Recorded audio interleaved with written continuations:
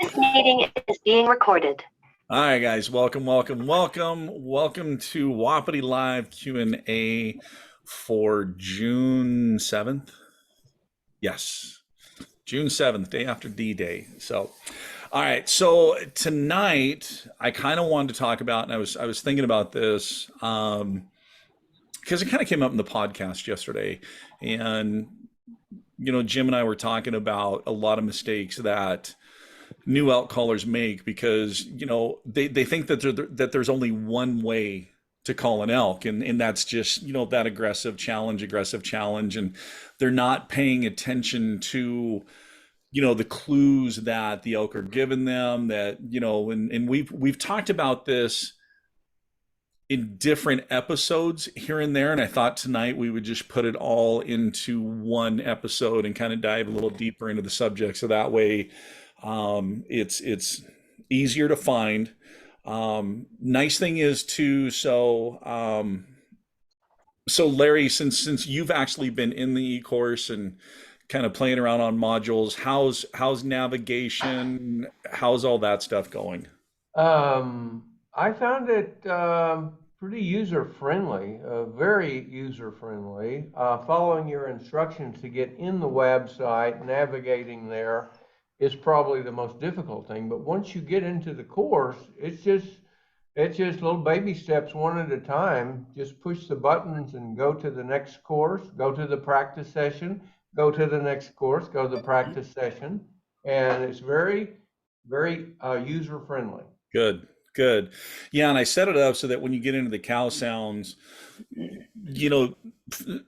for example, the first one, the mews and chirps, as soon as you're done with that, you hit next lesson, it immediately goes into the practice, for that. And you can always, exit that module and go back to the main course and go into, module 2 there. And you can specifically go into, because then you'll see all the lessons, and you can specifically go into those training modules. So you don't have to go in order. You can skip around. And what I did I put 2 years worth of live Q&A replays in there, with the most recent one being at the top. So it goes newest on down to oldest. So okay. Oh. Woohoo! Brought to you by. All right. That prototype that I've been working 2 years with Native to build. There it is. How big is the mouth opening there?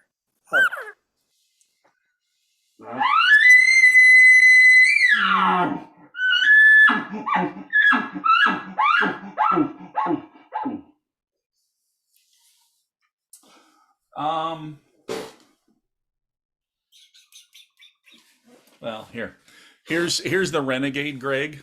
Yeah. So it's hard to tell a little bit with the two different colors, but they almost look about the same. No, this one is quite a bit narrower on the inside. Okay, I was talking about the diameter outside. Diameter on the outside, they're identical. Yeah. So, but the reason for this is this gives you that perfect amount of back pressure for note stability and note transitions. It's effortless on that thing. It's so easy to control a diaphragm reed. And I mean, size wise, I mean, they're wow. So wow. Yeah, I got that last week. So, and he's working on a couple more. In fact, I was talking to him Monday, and he's like, yeah, he goes, I got all the components in, starting to build, and so I'll send you a couple more. And I'm like, thank goodness, because I know the way my hunting partners are with tubes, as soon as those guys see that thing, it'll disappear. I won't see it for 2 years like Bryce did with the antagonizer. So, Figures. Well, they Here I know thought about, you were sending them to your Patreon members. what's that? Here I thought you were sending them to your Patreon members. Yeah. You know, there are some things in the works. So just hold your pretty little horses, and who knows what's coming. But no, those guys know about the blue bag, and they know as soon as I get to camp and get camp set up, they just go look for that blue bag, because that's where I have a bunch of the new tubes, the old tubes, diaphragm reeds, and they just go in there. And the year that Tom Deasing gave me the antagonizer, as soon as I got into camp, got camp set up, I heard zzz, and I'm like, oops, somebody's in the blue bag. And then I see Bryce walking off with that antagonizer, and I'm like, what are you doing? He goes, I'm going to try this tube. And I'm like, I haven't even tried it yet. He goes, I'll just use it for a little bit, and then I'll give it back to you. 2 years. 2 Do you ever years. try a different color bag? So Yeah, that's what I was just thinking too. And Yeah, try camo. new hunting partners. yeah. No, they just know, because I usually most of the time have a lot of reeds that are prototypes to field test, and I'm a tube junkie. In fact, when that one showed up, Liz was like, how many tubes do you need? And I'm like, a man can never have enough grunt tubes. Yeah, you put that back with the shoes too, Oh yeah, I could point that one. And I don't Yeah. have near the number of tubes that she does of shoes. Oh, I could take this thing in there and show you some shoes, man. In the Uh-huh. other room. It probably looks a lot like my walk-in closet. So, all right, let's dive into this subject tonight. So, all right. So, one of the things that's really important is understanding what is being said into, in your situations, what kind of, setup you have going, what kind of feedback you're given. The elk are going to tell you what their mindset is and what they're looking for and what they want you to do, and then you can take that information and turn it around, and you can get them to do what you want them to do. It doesn't always work out, but a majority of the time it does, especially if you understand the situation and what they're asking for. And one of the first things is, locating. I've mentioned before that, normally in locating sequences, I do a couple of cow sounds first. And, that just warms up the reed. It just, plus if an elk is close by, I don't want to blast a really loud bugle. But what happens a lot is you can cow call and you get a pretty good response back from a bull. You get some pretty good excitement level. And then you do a location bugle, and then you get a real timid response. The hard part is what a lot of people do is because they get that first bugle response, they stay with the bugle. Well, he's bugled once. I will just fire him up and I will make him bugle. No, if he's not in that mindset, you have to build that up. You can't just go right into it if he's not in that mindset. And so that's why it's critical to pay attention to the type of responses that you're getting.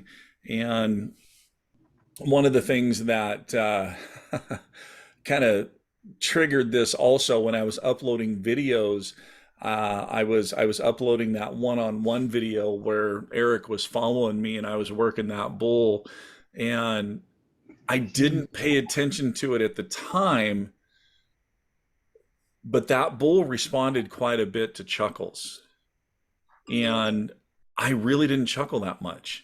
I focused more on, the cow sounds and the whiny bugles and that kind of stuff. And when I was looking back on it, I'm like, wow, you kind of missed a golden opportunity there. I mean, still called the group in. There was 2 corridors, and I chose the corridor on the left because that's where that calf came in, and thought the rest of the group was going to come. And the rest of the group came in on the corridor on the right, just too far for a shot. But had I paid more attention, to that when I was live, it could have been a whole different scenario. I could have really focused on what that bull was liking and focused heavily on, giving him those sounds, which really could have elevated the situation to a whole other level and basically got him to the point where he was so agitated and elevated that then I controlled the whole situation.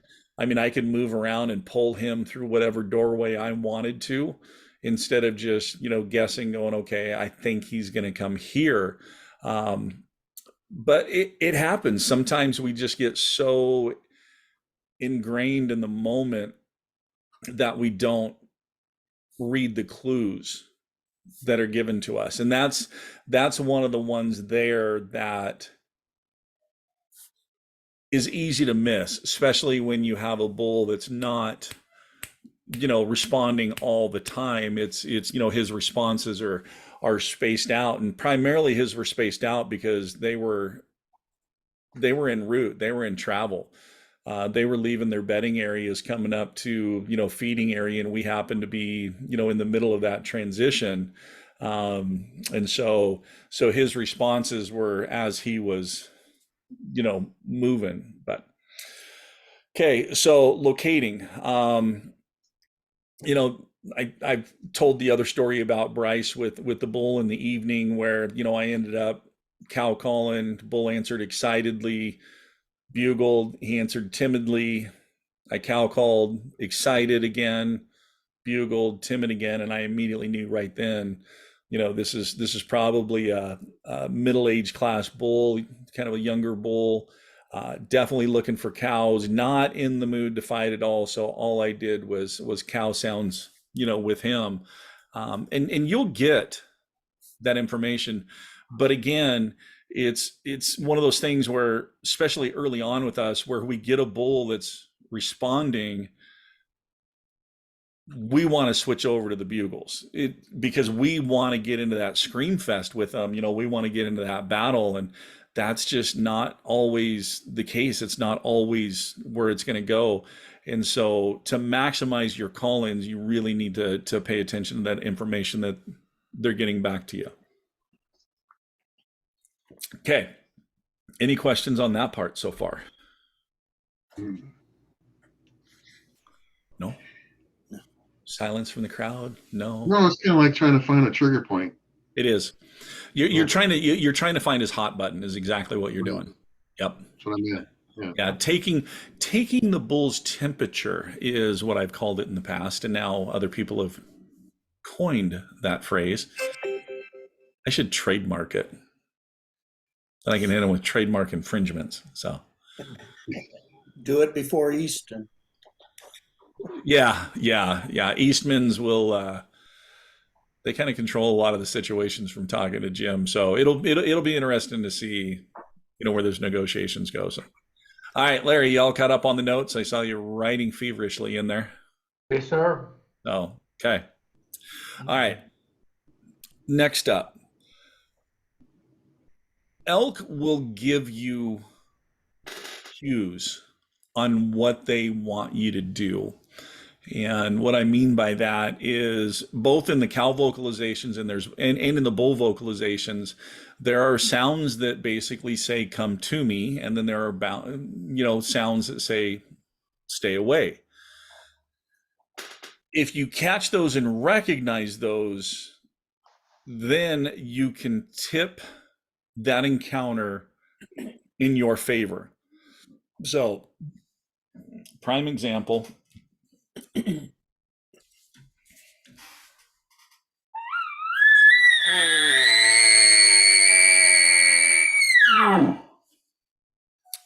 lip ball. The lip ball can have two meanings. If that is a response to a cow sound, it's saying, come to me, I'm a dominant bull. If that is a response to a bugle, it's saying, stay away. Now, here's the interesting part. It doesn't matter whether that was a response to a cow sound or a bugle, you're going to go towards him. Because obviously, if it was a response to a cow sound and he's asking you to come to him, you want to do that. You want to go towards him. Not all the way. It depends how far out you are. There are distance limitations. You don't want to get so close that he's going to see you coming in and then you squander the opportunity. So depending on the terrain, depending on, how thick the trees are, you might, if your cow sounds and he's asking you to come, you start moving towards him. If you can get 75 yards from him, that's great. Same thing with bull vocalizations. So, because again, this is where a lot of new callers make the mistake is, they start interacting with a bull and then, they're bugling and all of a sudden the bull's hitting him with that. And a lot of people will go, oh, he's getting fired up. He's going to come. Let's just set up right here. No, he's telling you to stay away and you're doing exactly what he's asking you to. So, and the interesting thing is he will get more demanding, with that lip ball. He will add more tone inflection to it. He will add more emotion. And again, I've talked to countless people, and I was guilty of this early on too. I would stay right there going, oh my gosh, this dude is just getting lit up. No, he's being very adamant about me staying exactly where I am. And actually, he's to the point now where he's telling me to go away because he doesn't want me near him. But I'm doing exactly what he says. He's asking me to stay. I'm staying. And eventually, he just loses interest and turns and goes. That's on the bugle side. On the cow side, though, you slip in, that 75, 80 yards, and now you do a soft mew, he's going to get excited because you close that distance to him. You did what he asked you to do, but now all of a sudden you start holding ground and you start hitting him with some assembly mews, some demanding mews, some long whines where you're whining, he's not coming, you're stringing 3 or 4 assembly mews together, followed by a demanding mew. Now all of a sudden, you're getting more adamant because now all of a sudden you're asking him to come to you. And that's where this battle can go back and forth. But the fact that you went to him, say you were 150 yards when he hit you with that first and you go to 75, you've cut that distance in half. And that's where you can start getting very, very demanding as a cow of asking him to come to you and really get emotional about it. Be very assertive. So, because basically you're showing the point of, look, dude, I am cow. I choose the bull. You don't run this show here, dude. I do. I came halfway to you. I'm not that kind of girl. You're going to have to put forth a little bit of effort here. So, and he'll get more frustrated. So he'll probably switch from that lip ball over to a roundup bugle and get very demanding with the roundup bugle. And you just start hitting him back. And here's the cool thing about this. You're going to get in that interaction. You're holding your ground. He's holding his ground. You're basically yelling at him to get his butt over to you. And then all of a sudden, you just turn and point away and you do a little bit of huffs and grunts with just a little bit of a whine, really soft whine. And now all of a sudden, he's thinking, wait a minute. Where did he come from? And why is he with my girl that I've been talking to for the last 30 minutes? And man, a lot of times you will just all of a sudden just hear clunk, clunk, clunk, clunk, clunk, and he's trotting in. And he may bugle before he comes in. And usually when he bugles a little bit, it's a pretty intense bugle because he's telling that other bull, you need to get the heck out of here. I'm coming in to kick your butt. So, but it's recognizing what he was asking you to do. And on the cow sounds, you want to do what he's asking you to do with that call. But on the bull sounds, you want to do the opposite. So, makes sense? Isn't that something that makes this one of the funnest, the funnest sport on the planet? It is. And it's really like you're playing a great big live chess match. Yeah. Yeah. Oh, Trying to outsmart and outmaneuver and all this kind of stuff. But I mean, that's the thing that makes it, so much fun. So, okay. Next up, cow sounds. And then you get a response.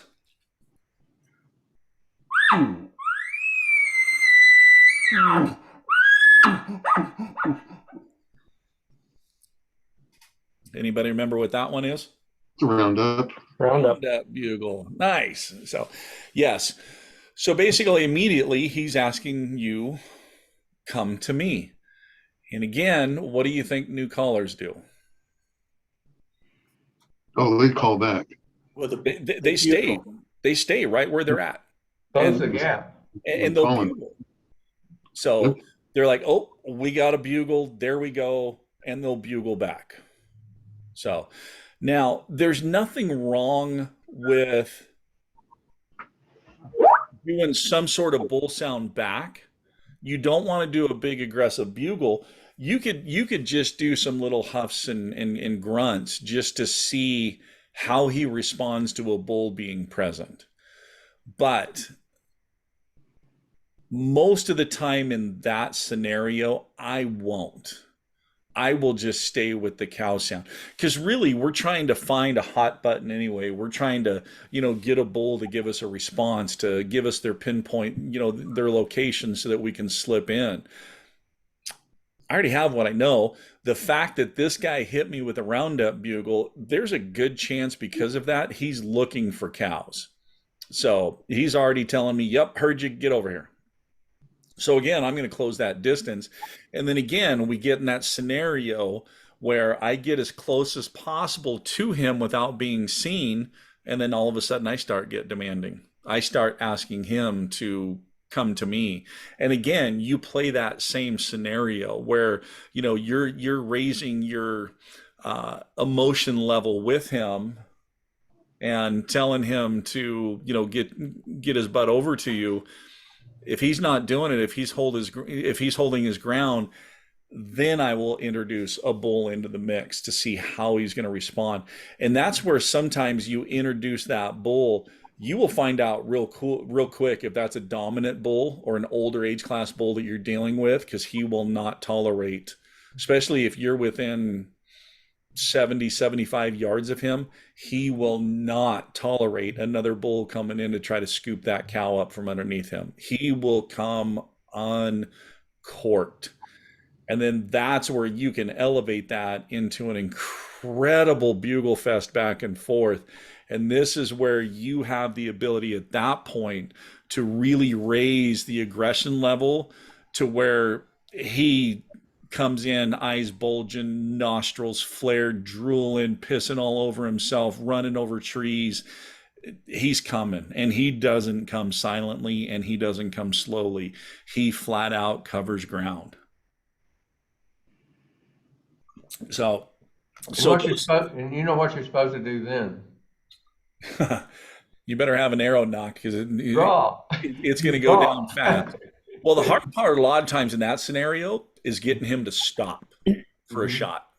Yep. So, because he is so amped up and so focused to just come in and run that other bull off that he's bent on frustration. He's bent on fighting.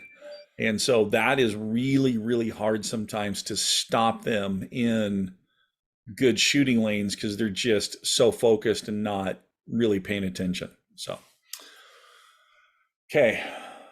What do you typically stop him with? I will do some cow sounds, just some mews. Okay. And I mean, there's times where I've been, on the reed, and he hasn't been stopping. So basically I've had to resort to barking to get him to stop. Mm. Oh, it's so much fun when he gets to that point, though. Mhm. Okay. So another thing to recognize now I understand that when you're moving towards a bull, there is a chance that he's moving to you too. And if you have the advantage that you can see him first, then you can stop moving. Hopefully you're near something that can break up your silhouette. But remember that elk's going to come up to the point where he thinks he should be able to see the elk that's making the noise, and he's just going to stand there and scan that area. That's kind of his comfort zone, to scan and look for this elk that's been making all this noise, and make sure. If he doesn't see anything, if he doesn't hear anything, he's going to turn around. He's going to go right back out the same path that he came in on, because he already knows that path is safe. So what you can do here is stay where you're at, let him turn and go away, and listen. And when you can't hear him anymore, whatever sound you were doing that he was coming into, do that sound again and then move up. So, and you may have to do this 2-3 times, because he's going to come right back to that same exact spot again and scan. And so, maybe it was just a little too far out of your effective range, when he turned and left, and now you can do this and move up, and now you've, 10 to 15 yards closer.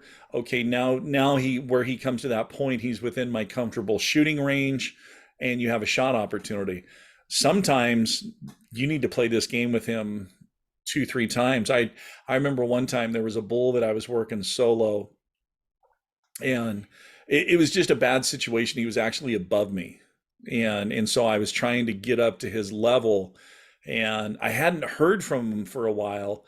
And so I just did a couple of soft mews, just kind of a check sound to see where he was at. And he bugled, but next thing I know, he comes trotting down this ridge to this point, and I'm down here, and he's sitting there just looking over. And I'm like, man, I had no shot opportunity. It was, probably 60, 70 yards out, but, uphill. And with him looking, I mean, that's just not a shot that you should take. And so after a while, he turned and he went out, and I waited until I couldn't hear him. And I did those 2 soft cow calls again, and I kind of circled up, and I made it about 15 yards up, and man, he's back out on that point again, but I'm still down here. And we did that a couple more times, and then I'm like, okay, one more time, and I'm going to be right up here. When he comes out, it's going to be perfect. And so the only problem is he turned and went out that last time, and I'm listening, and I'm like, okay, I can't hear him. And I made my sounds, and I looped up, and instead of going back out, what it is, he went and he looped around right over here, and he had his head sticking through brush. His body was completely behind brush, but he had his head just, sticking out, and he completely busted me as soon as I started walking. As soon as I started moving up there, I thought for sure it was just, okay, this is it. So you only have a limited number of times to be able to do that for him to come back to the point before he changes something. So you need to make the most, but you can. I mean, that was 3 times that I called him back out onto that point. So That's fun stuff. oh, it's. I remember another time I was working a bull, and this bull got nicknamed my nemesis. So I always went in and hunted him solo. I think that year I called him in 5 different times. I mean, one time I had him at 7 yards, but absolutely no shot opportunity. Just hunting solo, and Bryce just kept. The very first night, I probably had the best opportunity with him when I was solo. I got up to camp before the other guys did, threw my camo on, and went up into this place that we used to call Tetris. And I had actually worked up the ridge, got a bugle real faint off the backside, dropped down, and I was walking this road. And while I'm walking the road to him, he's walking the road towards me. And so there was brush where both of us had to drop off to take the trail around. And I dropped down right about the time he rounded the corner and just hit that trail and dropped down. And that's when I had him at 6 yards. And there was a little window, through the brush. And I was like, I really don't want to bust this guy and make a poor shot with me all by myself with trying to track and this and that. So I kind of let him go. But yeah, several other encounters. And Bryce used to just give me a bad time all that season long. And he's like, well, you just quit playing with him and kill him. And I'm like, what do you think I've been trying to do? Of course I want to kill him. He's probably about a 320, 325, 6x6. I mean, just a gorgeous bull. And I knew nobody else was going into that area because the reason we call it Tetris is you basically go up 15 yards up the hill, then you go right about 20, then you have to come down 40 to go left about 60 to be able to go up 30. And that's how you have to work up this mountain through all these brush patches. So I knew nobody else was dumb enough to go in there and mess with them. And so I went in there one day and worked all the way up to the top, and he never responded, which was not his norm. He was always vocal. And I got up top there and then finally got a response from him back down below me. And I'm like, you sucker. Thankfully, though, it was the time of day in the morning where the thermals had already started blowing up. So I'm like, okay, I got the advantage. I'm good. You actually let me get into a good situation. And so I dropped down on another old cut road and was working towards him. And again, he was working towards me.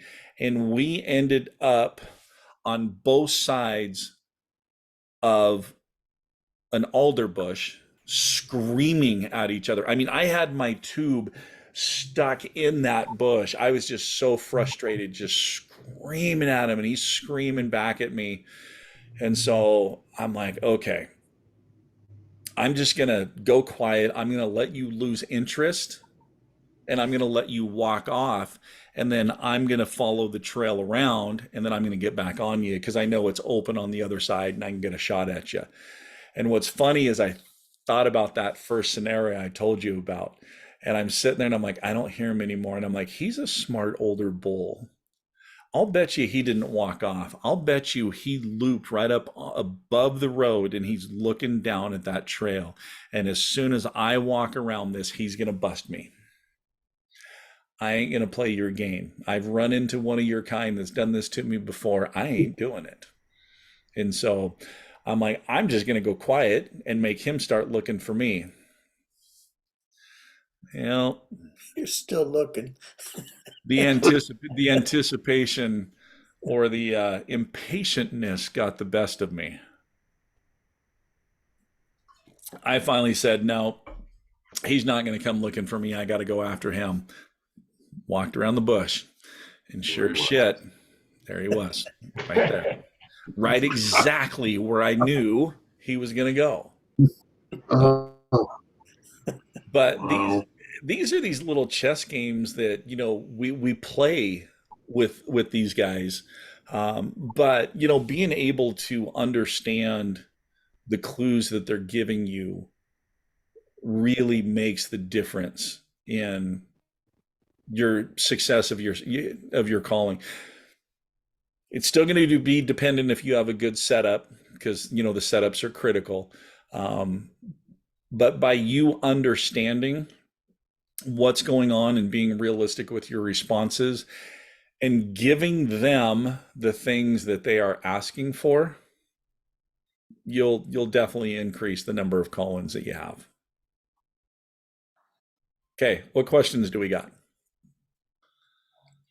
I had a friend that was an inexperienced elk hunter, and he called a bull in to him. The bull got 30 yards in front of him and stared at him without moving a muscle for 30 minutes, just frozen in time. And then the bull disappeared, and a few minutes later, the bull was right at his back, sniffing him out. And as soon as he moved, that bull boogered. Well, remember, when a bull comes in, his intent is to see you first. If he can't see you first, then he's going to try to hear you second. And that's why when he's standing there just staring, those ears are, going around trying to pick up anything. If he can't hear you second, then he's going to smell you third. And that's when they'll loop around and get your wind. And so that's why a lot of times that if you're set up with something to the side, brush or something, and brush behind you, they can't really loop around to get your wind. So you're kind of forced. But the other thing you can do is when they start looping around you, that's where start looking for shooting lanes. Where is he going to go? You've already checked the wind, you know where the wind is. And so there could be something that he goes behind a bush or something and his eyes are blocked. And then you can kind of slip up knowing the route he's going to take to shorten that distance and, get that shot on him. So yeah, not surprised that happened. They will do that quite a bit. So, okay. You know what? 7:43. I'm feeling good tonight. Let's cover another topic. We'll do a bonus topic tonight. Should I call or should I not call? Call. Well, okay.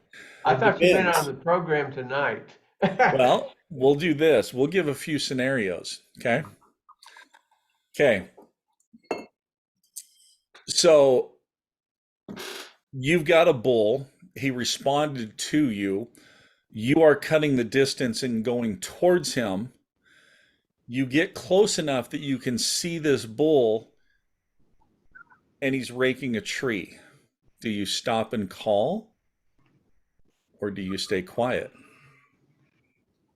You keep going. Every time he starts to rake, you close some more distance. Bingo. If he's raking, there's absolutely no reason to call and give away your position. Keep moving towards him. And if you can, slip all the way into where you can get a shot. So, because remember, when he's raking, he closes his eyes, and with all that sound of the antlers raking, he can't hear you coming. You could step on a stick and snap that little stick a little bit, and he's not going to hear you.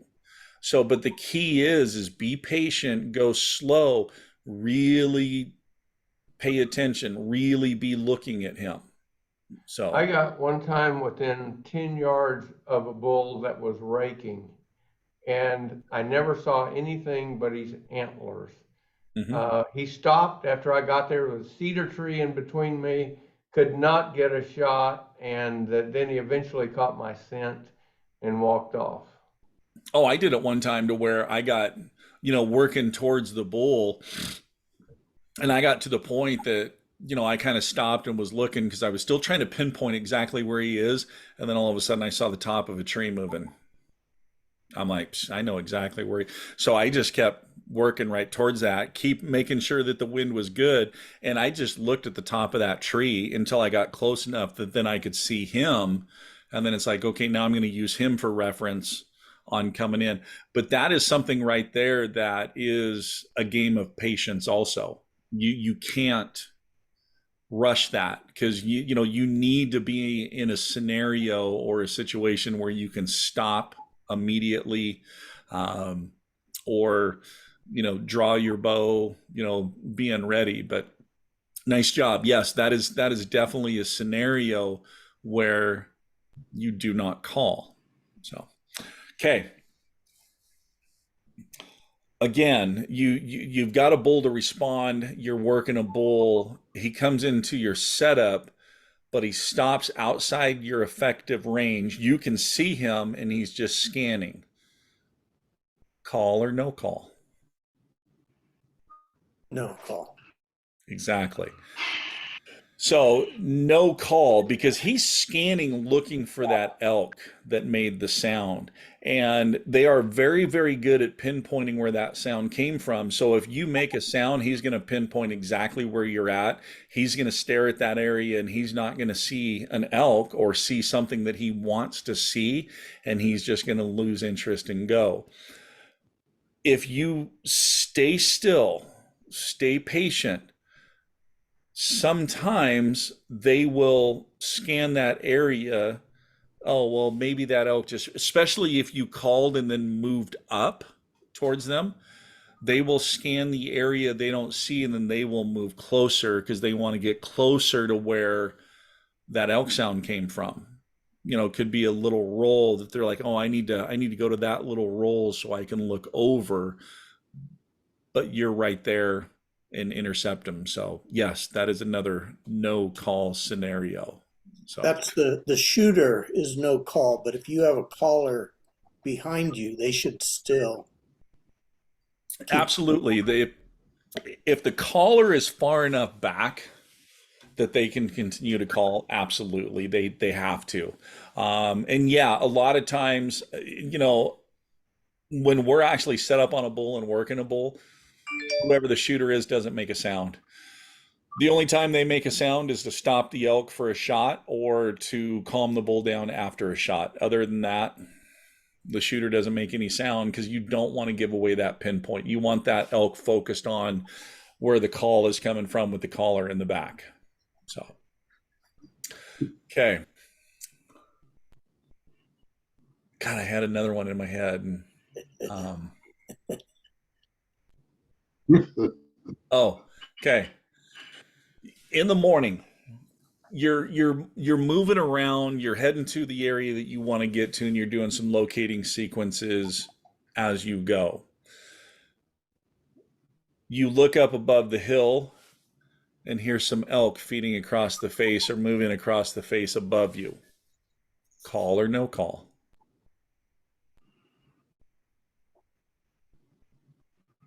In the morning, the wind's coming down the hill. Yep. So the wind's in your favor. But you can see them moving across the face. I would not call and work my way out to try to get ahead of them and migrate up more towards them. Yeah. This is one of the tricky things here because the fact that you can see them, they're elevated, they can easily see down. So you want to be careful with your movements. But depending on if you're alone or if you have a partner with you, if you have a partner with you and you're in the front, your partner behind could maybe slip out back behind and get behind a bush or drop over the edge and call. Prime example. Prime example. We're going to talk about locomotive. So this little dude did this to Bryce and I don't know how many times, but the first time he did this, we parked, dropped off the face, got down to this little intermediate ridge, and we always get out to this spot and we call because it kind of goes down into a wide canyon and we can kind of see where the elk are and then we know which way we need to move. Well, this morning we got there and we bugled, and just on the other side of the knob was it, oh, and then here comes, I mean, just that quick. This dude let that little whine, and then he was on top of us. I mean, we had enough time to drop to our knees. That's about it. So we're down on our knees in huckleberry bushes, you know, up to our chest, and we're like, God, what are we gonna do? What are we gonna do? And I'm like, he's right there, and Bryce is kind of back behind me just a little bit. And then actually when I dropped to my knees, Bryce laid down. And so I'm sitting there just staring at this bull. We can't do anything. He's just ever so intently staring through those huckleberry bushes. And I hear this little bit of noise and I look over and Bryce is rolling onto his side. And I'm like, what the heck are you doing? And he goes, just shut up. And then I hear him undo his pack and he slips out of his pack and then he rolls over his pack he's laid completely flat and he's rolling over his pack down the backside of this huckleberry bush ridge so that he can get out of sight to call this bull in. But by the time he started rolling, that dude knew something was up, and so we went up to the knob and we tried to call him back, and he just wouldn't do it. And that little sucker did that same thing to us 3 days in a row. Now, mind you, we have never had a bull in this area answer us on that knob. They're always down in the draw. 3 days in a row, he did this. And so finally, the fourth day, I'm like, okay, we know how to do this stuff. We're going to set up with a shooter just up near that knob before the caller makes any sound. And we're going to get him this time. It's only taken us 3 days of doing the same exact thing and him doing the same exact thing for us to figure it out. You think we'd have enough experience that we'd maybe figure it out after the second time? No, we had to do it 3 times with us. So I sent Bryce up to the knob, and then I called, and Locomotive wasn't up on the knob anymore. He was down with the rest of the group where they were all supposed to be. So yeah, we should have learned the second time, and we could have killed him pretty easily on that third time. But sometimes we're a little slow, and we we don't catch on that quick sometimes. So, but yeah, that's another one of those scenarios. If the elk is sitting there scanning and looking, and you can definitely see, especially if you can see his eyeball, do not do it. So, yeah, that's about it. So, Okay, good program. Thanks. Good lesson. appreciate that. Michael, I had a question for you Yeah. on game cameras. How early in the year would you advise getting them out? Because I know their patterns are going to change, when they're not herded up. So how soon should I get them out? Usually July is the time that I start putting cameras out. Okay. So sometimes I'll do it mid-June. Mid-June's usually about the earliest. So, because, the snow is melted enough usually off the high country that they're kind of, moved back up. Your cows and calves are, usually down at lower elevations and stuff. But yeah, middle of June, 1st of July is when I'll start putting them out. And I usually let them set for 3 weeks before I go in and swap the cards out. So, yeah, it's been a couple of years since I put cameras out, so might have to do it this year. I just got to get past this wedding in 10 days. Yeah, I heard that on the last video. I watched it the other day. Somebody's getting married. Yeah, June 17th. So Congratulations. thank you. You saw a video of him going to get married? Well, in the video from 2 weeks ago, I watched it last week. Ah, okay. And in there, somebody made a statement there that. Yeah. 10 days, the 17th? Is that when you're getting married? Yep. Congratulations. You think it's going to stick this time, Michael? Absolutely. So Are we doing our meeting an hour early that night? yeah. Yeah. I'll broadcast live from the reception. How about that one? So cool. no, we haven't even been camping yet. We made that, and in fact, we went Sunday of Memorial Weekend just for a drive up in the mountains. And Larry, that's when I actually recorded that first practice video. So yeah, was that the one with the snow still up there? Yep. Wow. Oh yeah, and I had to break a couple of snow drifts to get up to where we were. That's incredible. Yeah, it's the high elevations still have quite a bit of snow on them too. So, but it's coming off pretty quick. So, well, best wishes with your wedding. I know that will go extremely well, and we're all excited for you and happy for you. I am too. It's third time's a charm, and finding somebody that shares a lot of the same interests and all that makes it Totally agree. Yeah, it makes it really nice to be able to share those things with. So Right. All right, guys. So we will wrap it up for tonight. Appreciate you guys. So yeah, go play in the e-course.